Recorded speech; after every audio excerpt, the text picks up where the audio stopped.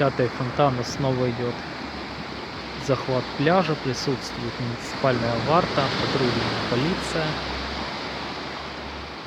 Непонятно, что они там хотят. Вот и присутствует полиция патрульная,